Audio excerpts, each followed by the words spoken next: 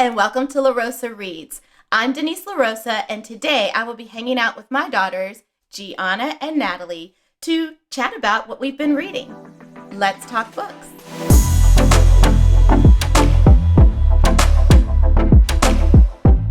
All right, the LaRosa girls are back by popular demand. Girls, in your last video, we had some people ask, are they coming back all the time? Like, will they come back again? And I told people that hopefully you get to come visit LaRosa Reads once a month. So how does that sound? Famous.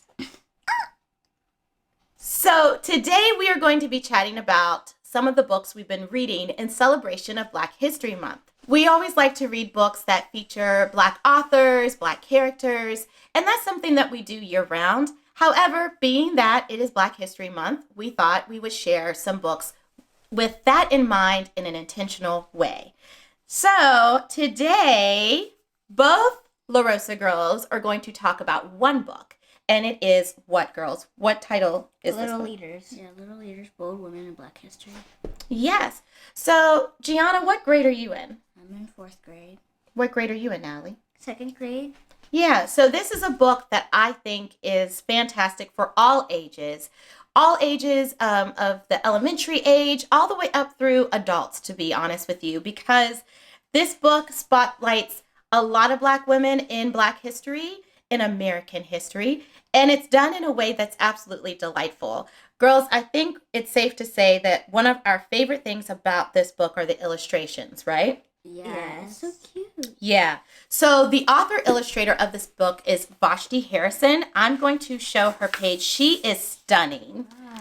I absolutely love her, and I love following her on Instagram. She has a wonderful Instagram account that I follow that shows her journey, some of her illustrations, her artwork that she's working on, whether it's just for fun or for a specific project.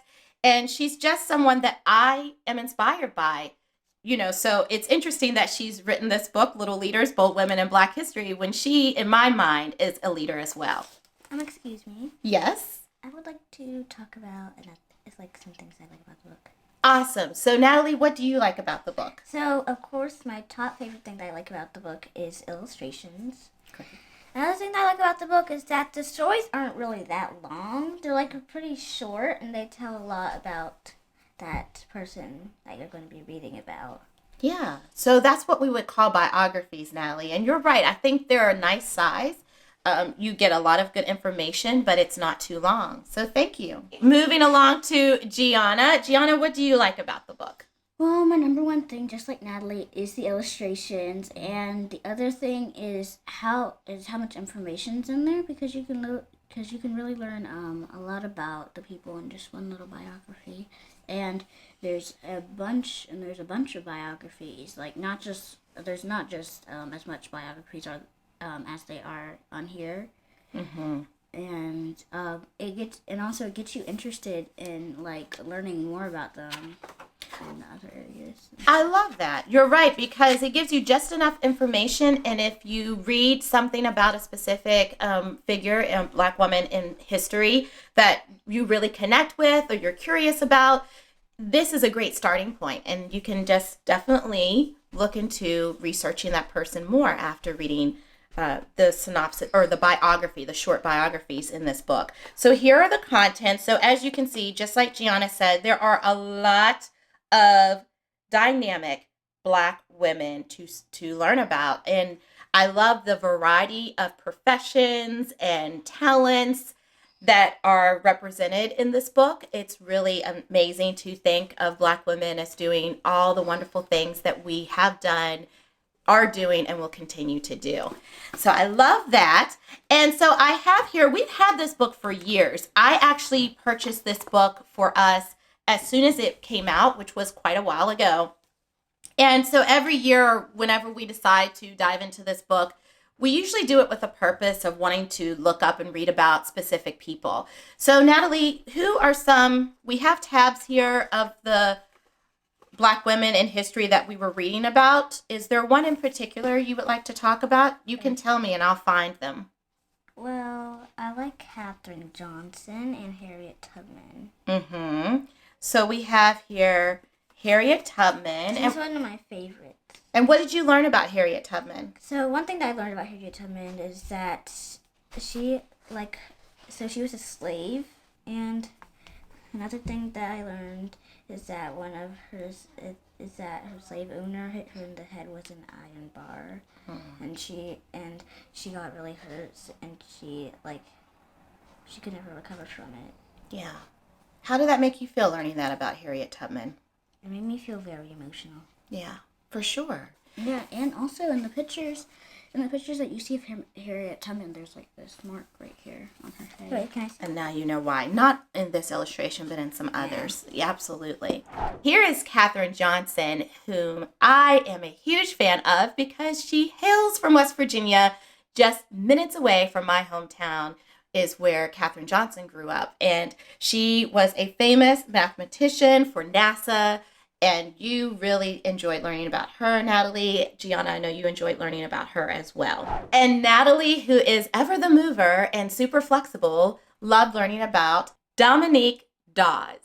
So Dominique Dawes is a famous gymnast, and I really love that the girls had an opportunity to learn about her because both of my daughters are growing up in the age and time of Gabby Douglas and Simone Biles. And to think that Dominique Dawes is actually the gymnast that inspired those two gymnasts is really fascinating to them.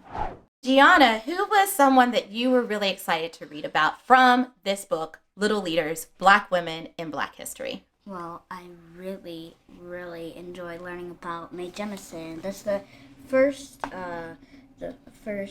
page that we read from here. Well, that I read from here. Yes, you did read it. And also, little fact, I was Mae Jemison in our second grade play of Bold Women in History.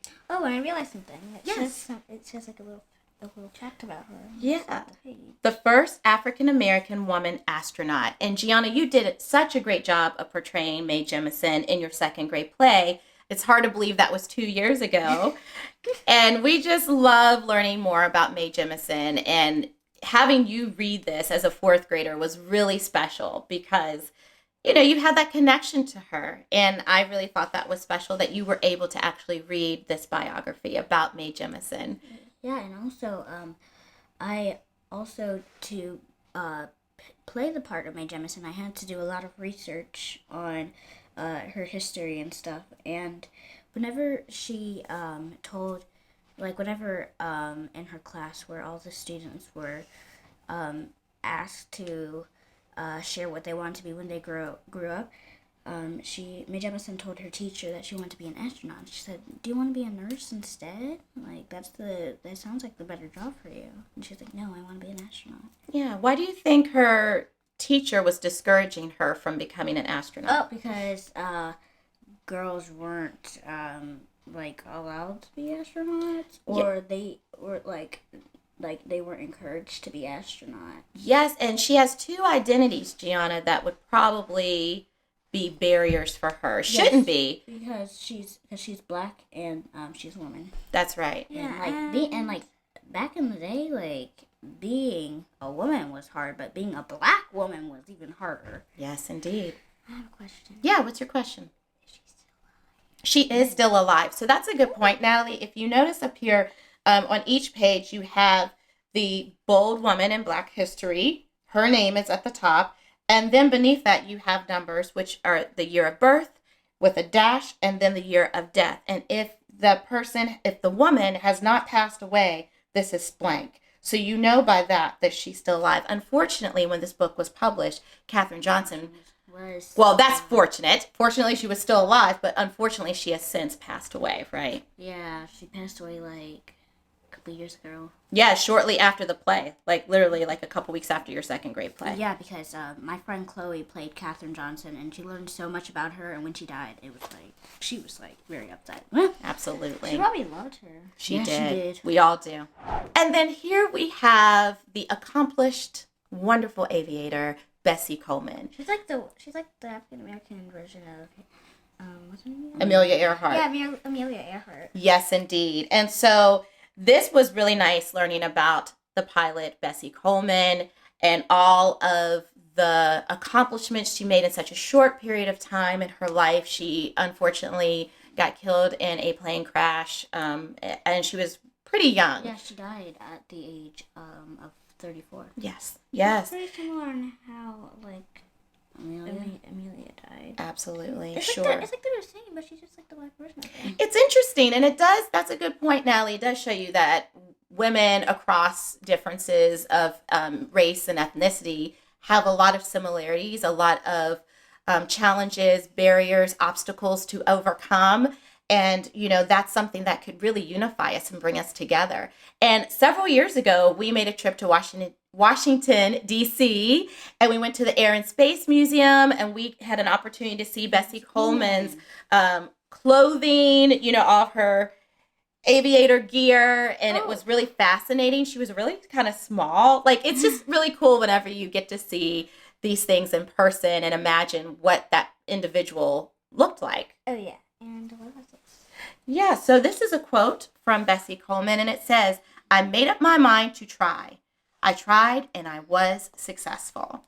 And I love that. She tried. And so I think one thing that we can learn from her is that if you have a dream, a desire, you are guaranteed to fail if you don't try.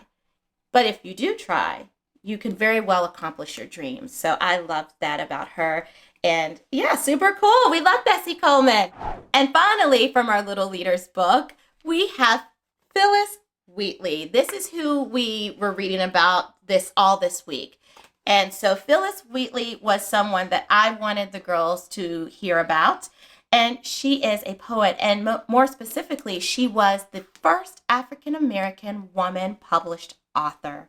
And I just think that we all owe a lot of gratitude, thanks to Phyllis Wheatley, and we should be very proud of her, and we should be looking to her as someone who really gave us the opportunity as Black people, specifically Black women, to use the written word for growth, empowerment, encouragement, knowledge, and all of those things. She really broke a lot of barriers and was so brilliant and just an accomplished writer.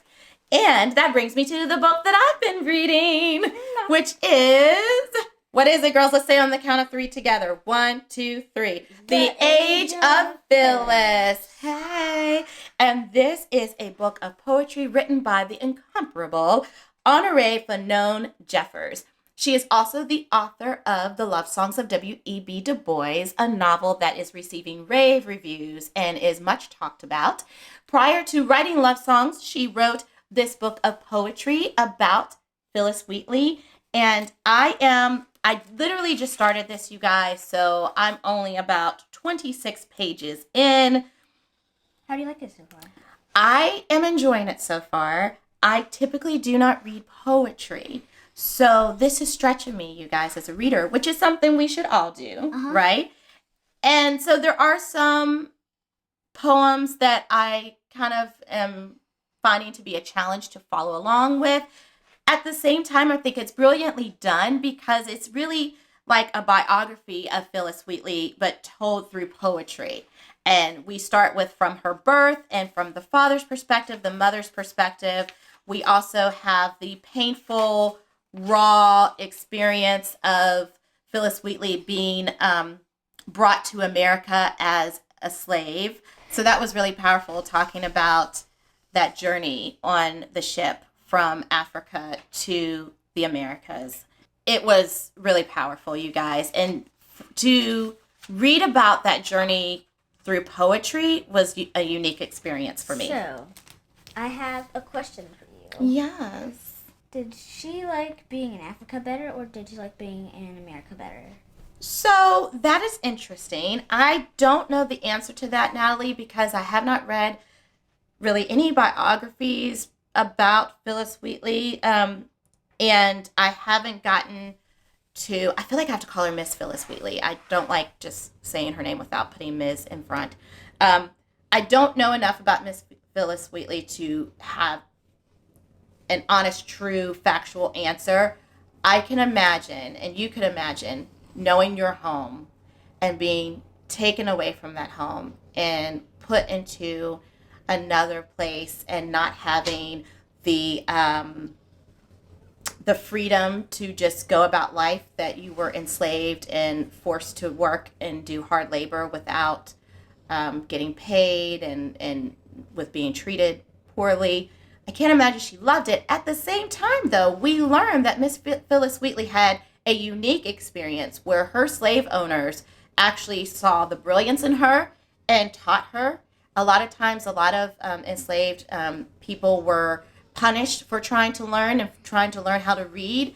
She was someone who was enslaved and also had the support of her slave owners because they saw that how brilliant she was and wanted to encourage her to write and become the brilliant author that she became. So I don't know the answer. That was a long answer to your question. So you guys, girls, you can hold this one up.